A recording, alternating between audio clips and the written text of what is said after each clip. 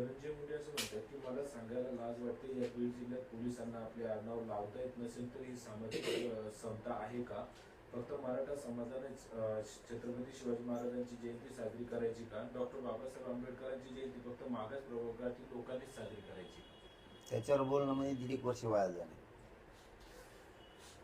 कामाला, मग गुरु असं हे होत, त्यामुळे त्याच्यावर बोलणं नको, ते बोलायचं कामाचं नाही.